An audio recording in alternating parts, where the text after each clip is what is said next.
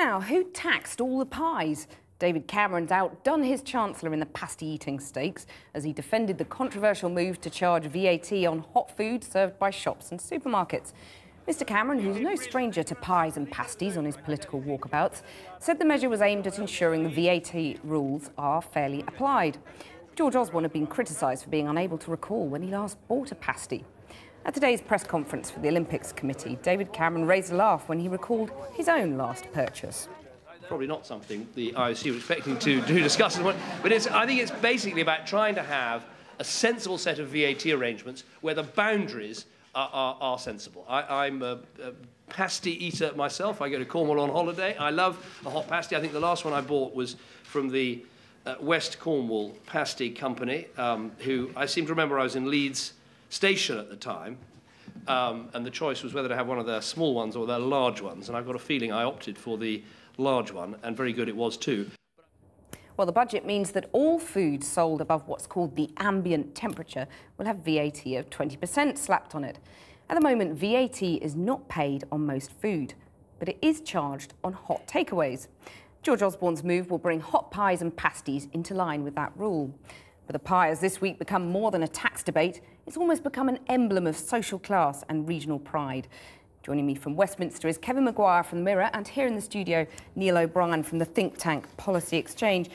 Kevin Maguire, this is at least consistent VAT on all hot food, and it will raise £120 million for the Treasury each year. Yeah, you'll take 120 million from hard-pressed consumers, people who aren't getting pay rises or getting very little, going to lose their tax credit, so it's not very popular. And I must say, Downing Street now admits there is no West Cornwall pasty store at Leeds Station, hasn't been for years, and they say he had a pasty at some time on a train, but can't remember who quite made it. But he's made a complete mess here because there are a lot of anomalies in the VAT system if you want to do that. He could have taxed caviar, for instance, but he doesn't. He's taxed the humble pasty. He's going to put up by 20%, a fifth, people's snacks, and he will feel a political backlash from that, because if you look at the budget as a whole, he gave £42,000 plus to millionaires each. They got that while he attacked pensioners. Fuel's going to go up 3p. He's gone for pasties. He's spent 6-7 years saying we're all in this together. Well, he's blown it apart.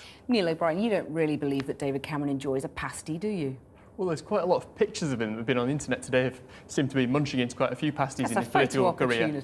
Well, maybe. But the whole thing about this, I'm not sure that I see this in the same sort of class war terms that that he does. I mean, it's interesting this evening, the National Association of Fish Fryers have come out in support of this change, because they say it's not fair that you've got VAT on fish and chips, but you don't have it on pies. That seems to me a fair point. And of course, the whole thing is, with the government doesn't have any money anymore, the money that it raises with this tax, you get back from, for example, the cut in the raising of the personal allowance. So people are getting, particularly people on low incomes, they'll be 200 quid a year better off. So it's kind of swings and roundabouts, and it does seem a bit more consistent to do this. In fact, the genesis of this whole thing, apparently, is because a number of companies have been trying it on. Basically, they've been saying, oh yeah, we shouldn't really have to pay the tax on hot products that they've got at the moment, because actually we're not selling them because they're hot, actually we just heat them up because they'll smell better or they'll be more crunchy or something like that. And it's basically a blatant try on to avoid the tax, and all they've done here is try to make things a bit more consistent.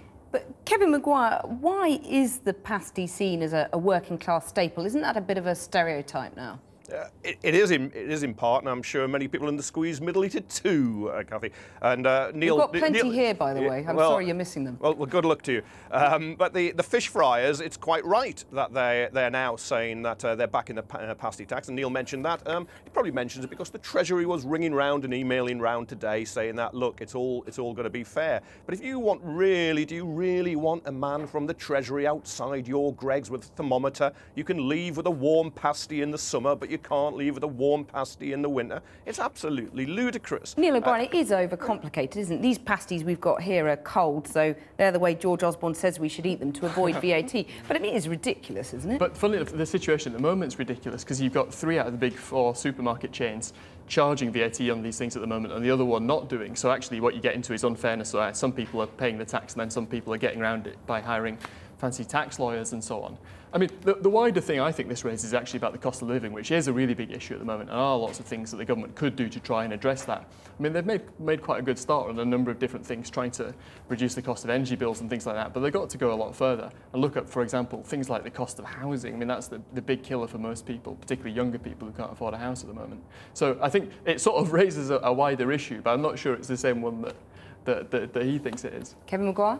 Well, this government slapped 12 billion VAT on our purchases at the beginning of last year, putting up VAT from 17.5% to 20%. Now he's adding that to pasties. You cannot sell this to ordinary people. They've always been suspicious of David Cameron and George Osborne, which is why they couldn't win the general election on their own when a very good hand was dealt to them as you came to the ragged end of 13 years of Labour rule. You also had the deepest recession since the 1930s. They still couldn't win the election. The reason was people felt that because of the ivory towers that they lived in, they came from, they didn't think they would understand ordinary people. This has always been the problem, and it's interesting now watching newspapers like the Telegraph and the Mail and the Sun playing the class card. You get it played in the Conservative Party.